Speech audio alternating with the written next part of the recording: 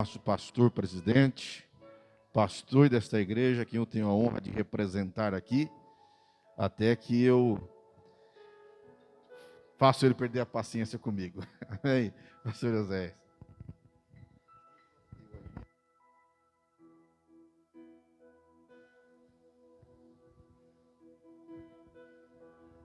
Glória a Deus. A paz do Senhor, meus irmãos. Bendito seja o Cristo vivo que morreu por nós, que nos dá o privilégio da salvação de nossa alma e a alegria de poder adorá-lo, como aqui estamos nessa noite, nesse culto de adoração a esse Jesus maravilhoso. E eu estou imensamente feliz em poder passar esse dia com a igreja e parte da igreja de Nova Resende. Estivemos com a banda, vivemos de tudo ali, né, Jonatas? De tudo. Se alegramos, comemos, atolamos naquele barro, patinamos, molhamos, e agora estamos aqui ouvindo essa boa música que alegra os nossos corações e adorando esse Jesus maravilhoso. Que satisfação!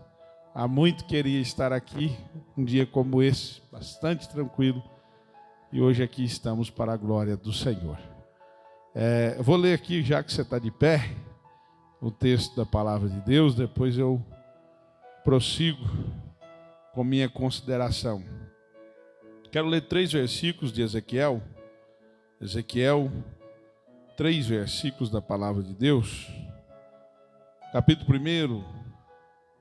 Diz assim: E aconteceu no 30º ano do 4º mês, do dia 5º do mês, que estando eu no meio do cativo, junto ao rio Quebar, se abriram os céus, e eu vi visões de Deus. No 5º dia do mês, no 5º do ano do cativeiro do rei Joaquim, veio expressamente a palavra do Senhor a Ezequiel, filho de Buzi, o sacerdote, na terra dos caldeus, junto ao rio Quebar, e ali esteve sobre ele a mão do Senhor. Amém. Pode se assentar, fica tranquilo. Eu fico agradecido, pastor Saulo, sempre pela deferência que você nos recebe, pelo carinho, né? Juntamente com a irmã Márcia, os filhos, família amada e querida por nós, amigos, e essa igreja amada, né? Que num domingo de muita chuva como este, muita chuva, estar aqui, esse número expressivo de pessoas, e a gente poder estar aqui, sinal que a fé está fortalecida no Senhor, seguindo avante, né, no objetivo principal de nossas vidas, que é alcançar o céu. Então, traz muita alegria a nós poder ver os irmãos satisfeitos e felizes na presença do Senhor. Antes de meditar nesse texto, eu quero também fazer menção a respeito do projeto de construção da Igreja Missionária de Três Barras e agradecer desde já o posicionamento favorável da Igreja de Nova Resende em favor daquela obra, quando iniciamos o sonho de construir aquela igreja. Os irmãos entendam bem que ali é um campo missionário há 20 anos. Há 20 anos, a igreja, ou o Ministério de Alterosa, sustenta aquela obra missionária, mês a mês, sustentando o missionário que ali está. E desta feita, nós temos um casal de missionário há 12 anos naquele lugar. 12 anos fazendo a obra ali, missionário Nivaldo, irmã Marlene. E quando nós assumimos o campo, pelas primeiras vezes que ali fomos, a gente percebia o anseio da alma daquele casal, de ter ali um lugar mais adequado. E foi começado quando se comprou aquele terreno, há 15 anos atrás, a construção de uma igreja, fizeram a base, começaram a levantar as paredes, e depois por alguma razão, não foi dado continuidade. As paredes caíram, os tijolos quebraram, e o missionário, vez ou outra, andando pelas ruas, evangelizando, falando do amor de Deus, encontrando corações adeptos ao Evangelho. Mas quando feito o convite, vamos no culto, vamos louvar ao Senhor conosco, mas na onde? Na sua casa? Vocês não têm igreja? E aquilo trazia um impacto de angústia no coração, porque quem foi ali viu o pequeno cômodo que há tantos anos é dirigido o culto, bem cuidado, o chão pintadinho, os banquinhos, 3 banquinhos, púlpito, bem cuidadinho, a divisória de madeirite, que o Israel ainda fez. Mas ali está Nivaldo, irmã Marlene. Quando alguém fica doente em 3 Barras, Rafael, chame o pastor Nivaldo, que ele ora e Jesus cura. Quando alguém fica endemoniado, chame o pastor, que ele resolve. Mas na hora de ir para a igreja,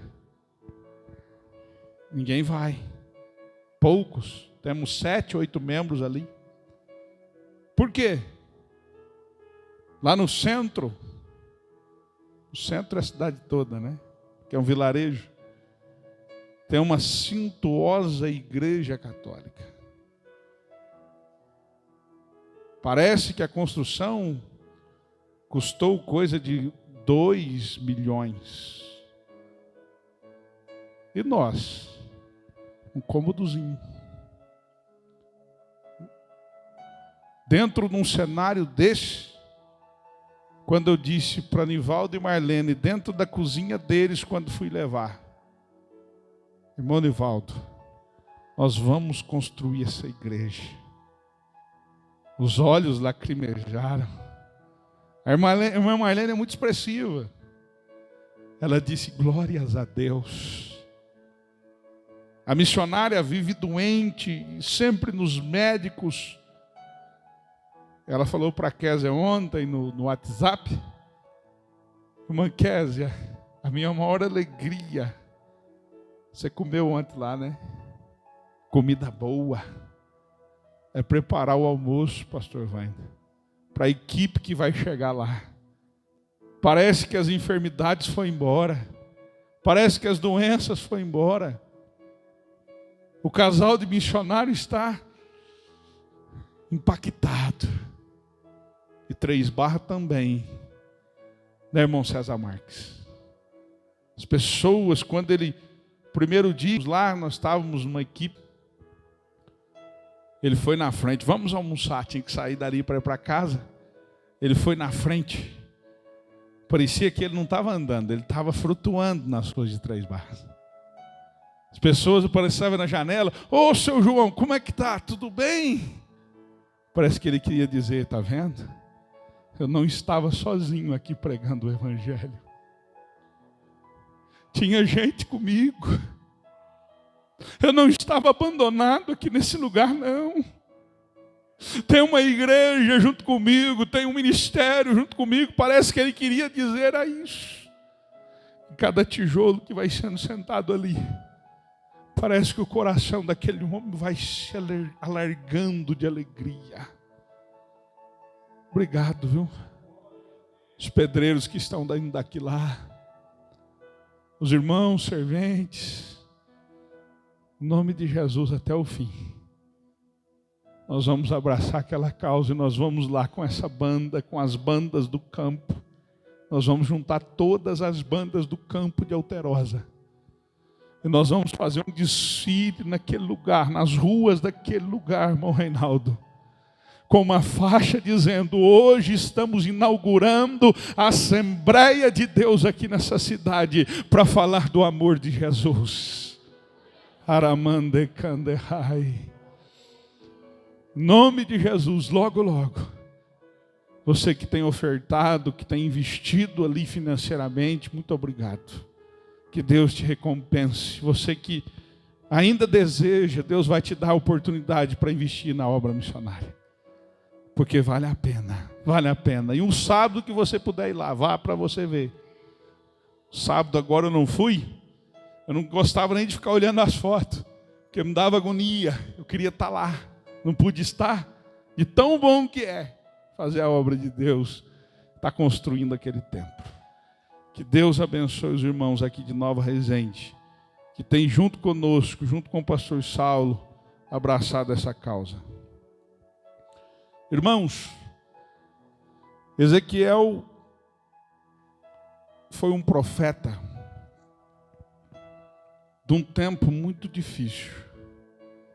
Ezequiel faz parte da geração decaída de Judá. Uma geração que se corrompeu. Uma geração que abandonou os princípios. Ezequiel é filho de Buzi, sacerdote. E esse homem, ele tem à sua frente a oportunidade de ser sacerdote. Mas quando está chegando, talvez para ele se regozijar com o sacerdócio, ele vê Nabucodonosor cercando Jerusalém, derrubando os muros, levando os jovens cativos, levando o seu povo cativo e levando ele também, um profeta. E esse homem agora vai profetizar lá na Babilônia. O texto aqui diz que ele está próximo ao rio Quebar, no assentamento dos cativos. Ezequiel está vivendo um cenário desfavorável. Tudo que está acontecendo à sua volta parece negativo, sem inspiração. Ele está vendo a influência da cultura babilônica, que era a influência mundial, penetrar nas entranhas do coração do seu povo.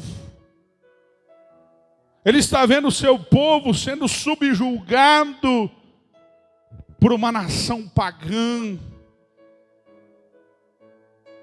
Uma nação que foi levantada das entranhas de Deus diante da promessa sobre Abraão. Agora é levada da sua terra, da sua origem, do seu lugar comum de adoração, para uma terra longínqua, aonde a sua cultura é de depravação espiritual. Ezequiel está dentro desse cenário. Mas a Bíblia aqui diz que enquanto ele está sentado dentro desse ambiente que eu acabo de descrever, diz que o céu se abriu para ele. E ele começou a ter visões celestiais. E eu já começo aqui dizendo para você que não importa o que você esteja vivendo na sua volta, o importante é você estar ligado com o céu, porque o céu quer te revelar a sua vontade. Aleluias. O céu está procurando pessoas em meio ao caos para mostrar a sua vontade. Aleluias. E quando Ezequiel começa a ter visões celestiais, visões de Deus,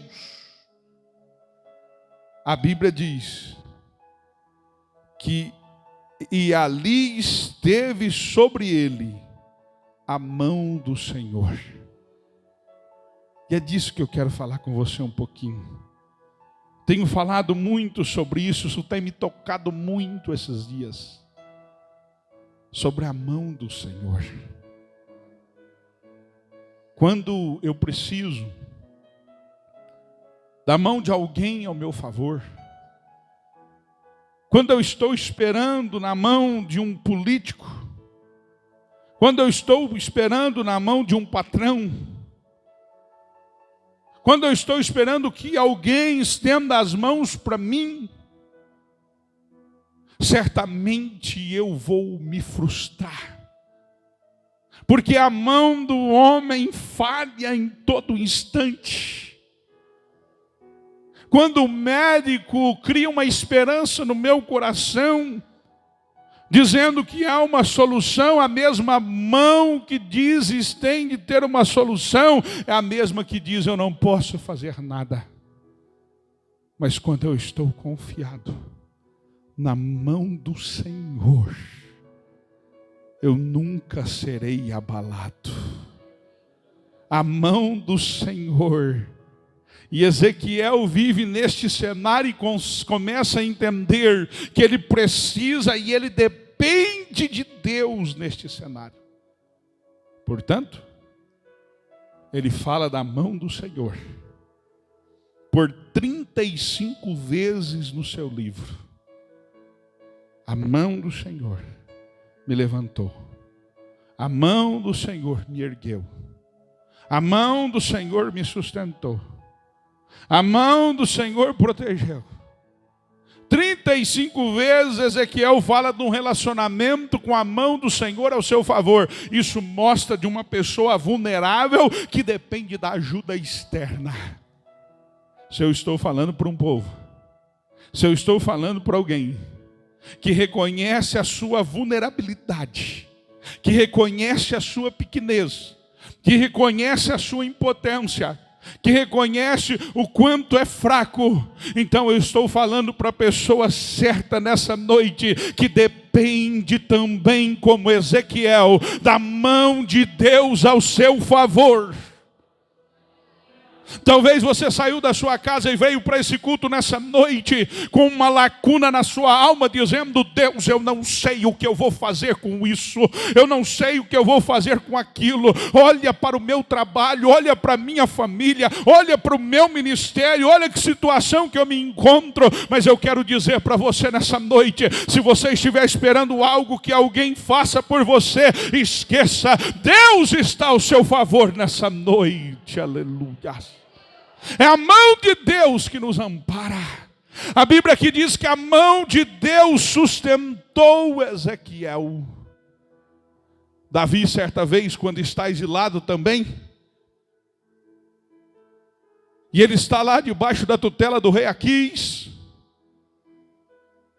e o rei Aquis confia nele e dá a ele uma cidade para ele morar com seus valentes. Ziglag.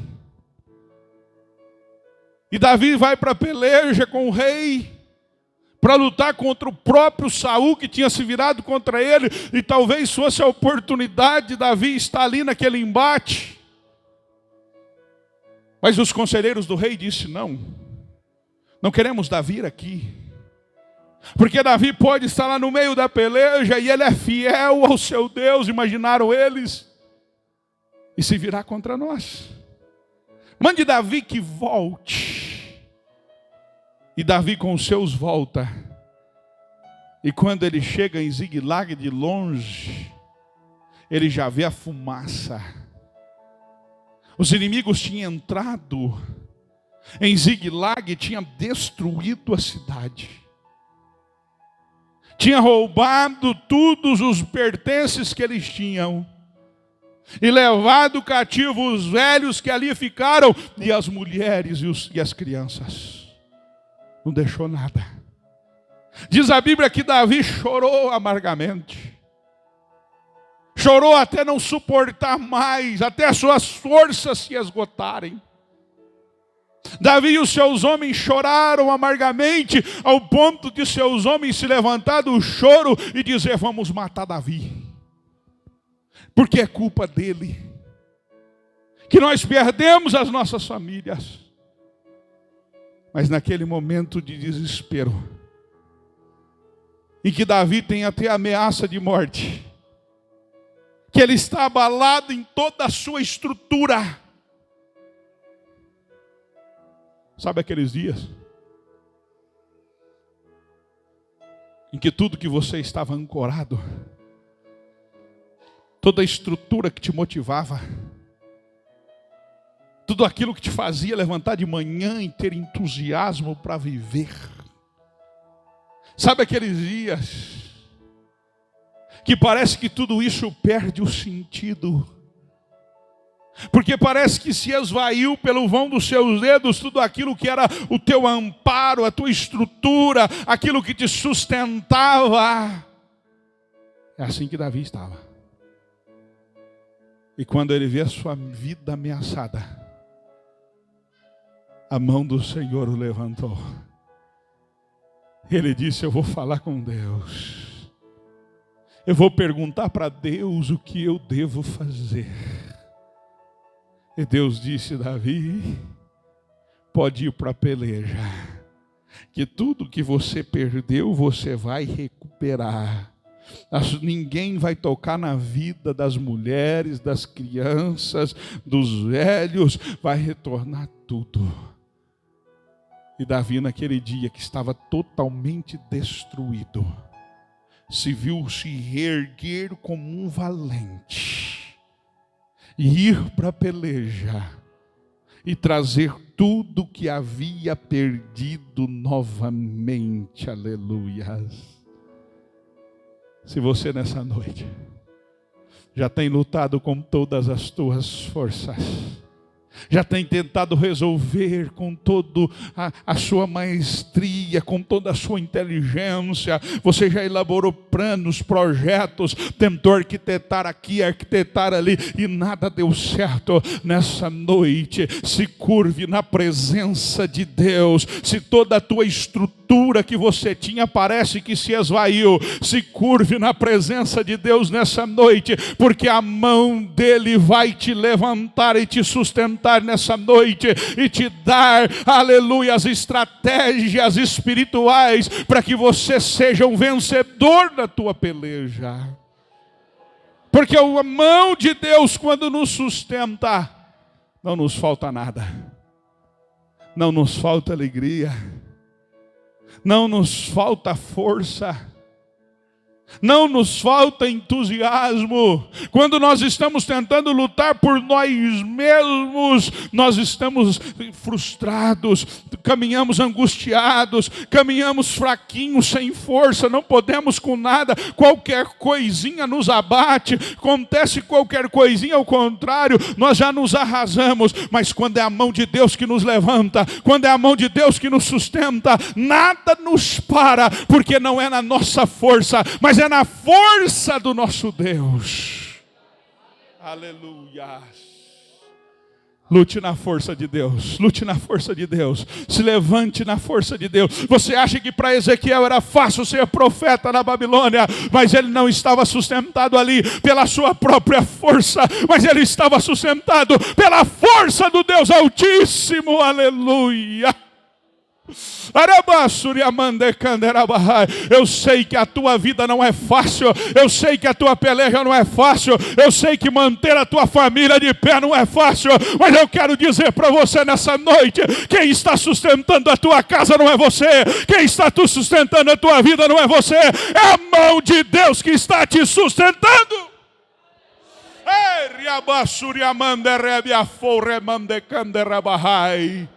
Se fosse você, já tinha acabado tudo. Se fosse você, tudo tinha sido destruído. Se fosse você, não tinha mais nada para contar a história. Se está de pé, é porque é a mão de Deus que tem sustentado. Aleluia.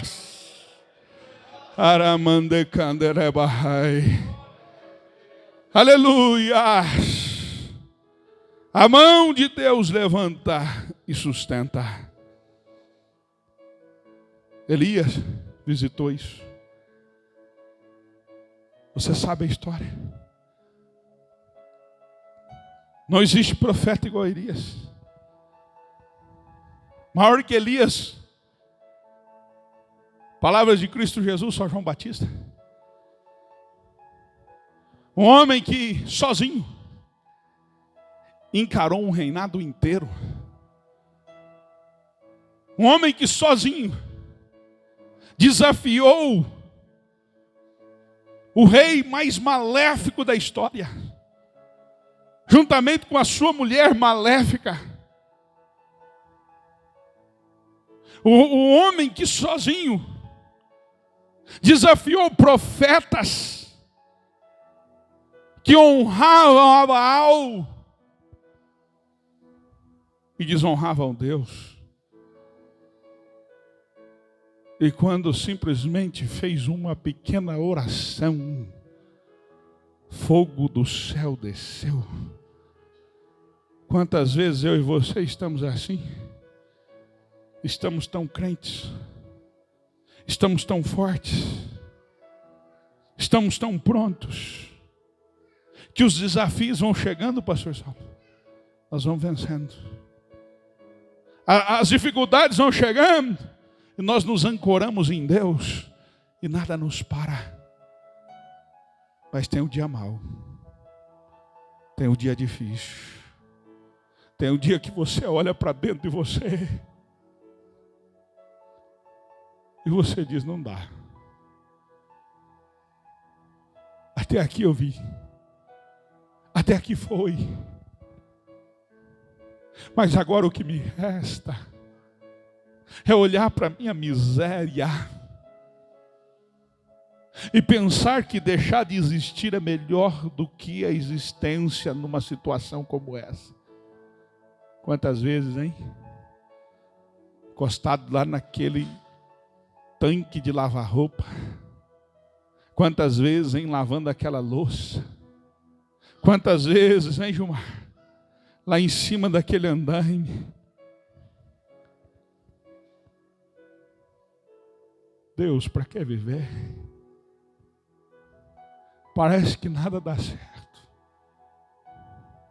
Deus, parece que eu fiz tanto, eu tentei ser fiel, eu tentei fazer da melhor forma possível para isso agora.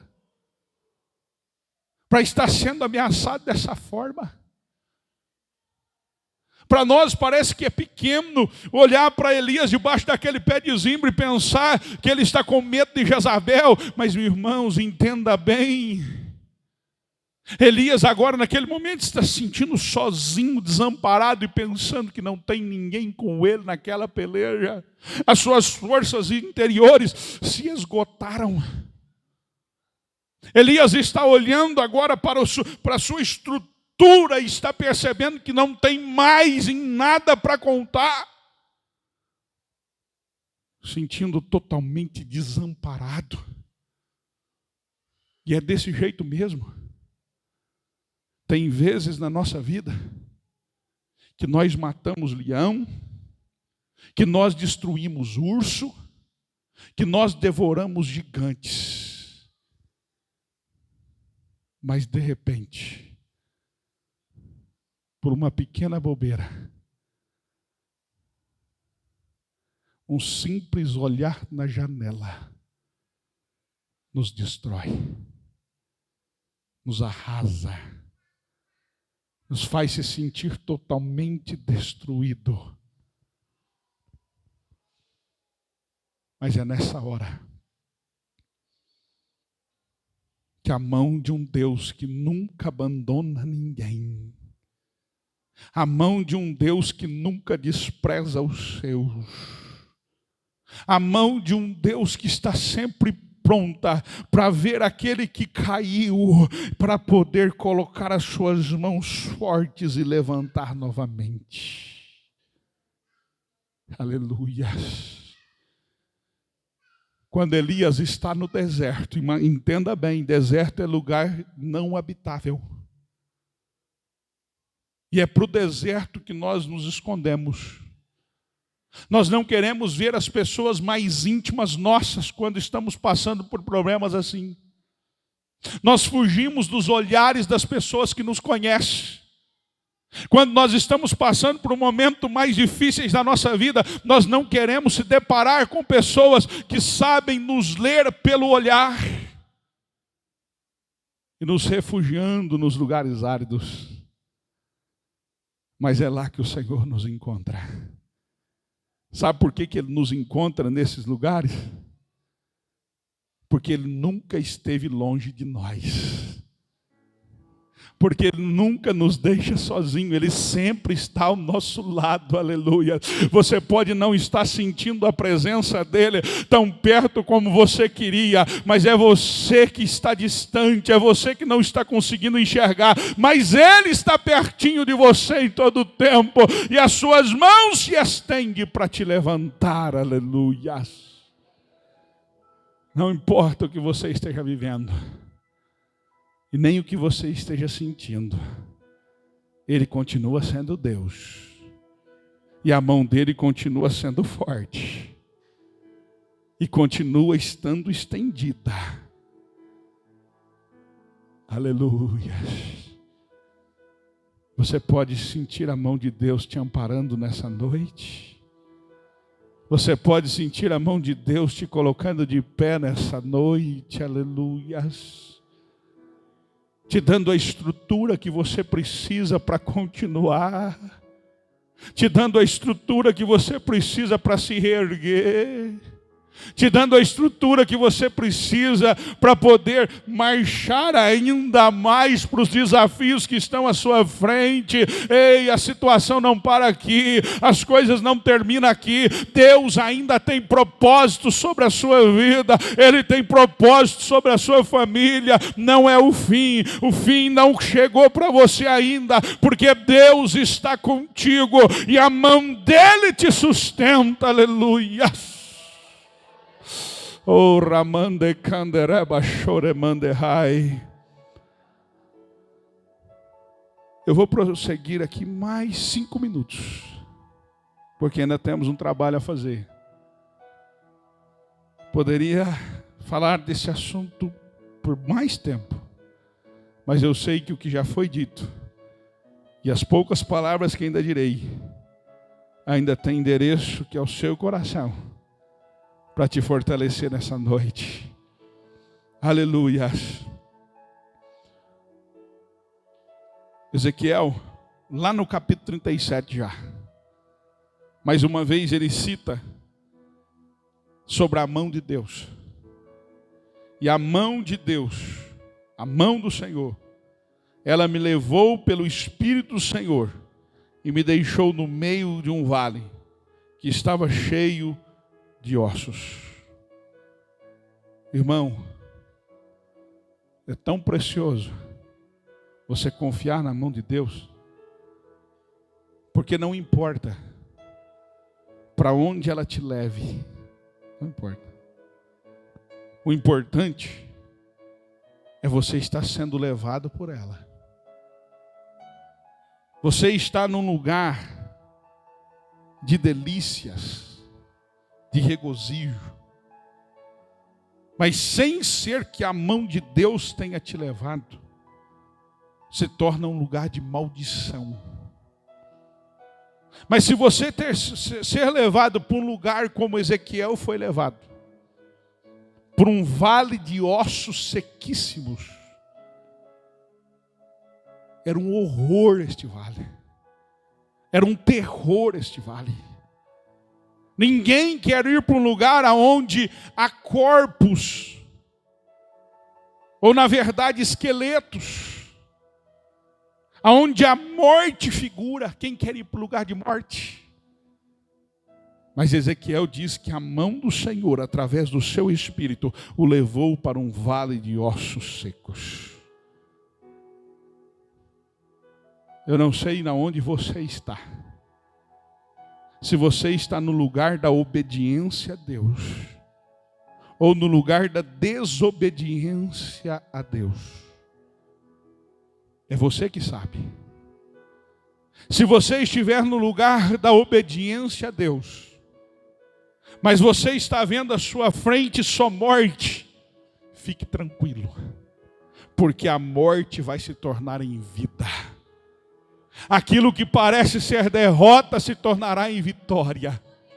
Aquilo que parece não ter um jeito, vai ter jeito. Fique tranquilo, se a mão de Deus que te conduziu ao lugar que você está, mas se você estiver no lugar aonde foi você mesmo que foi, aonde você desobedeceu à vontade de Deus, E parece que você está dizendo assim: eu desobedeci, mas eu estou desfrutando da bênção.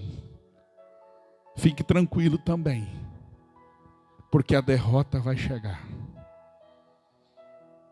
Não vai dar nada certo. Pastor, o senhor veio aqui para profetizar maldição? Não. Eu estou pregando Bíblia. E a palavra de Deus diz que a nossa bênção está no centro da vontade de Deus para as nossas vidas. Se você está num lugar onde Deus não quer que você esteja, corra hoje mesmo e volte para a vontade de Deus na sua vida, para que você desfrute da bênção dele. Aleluia.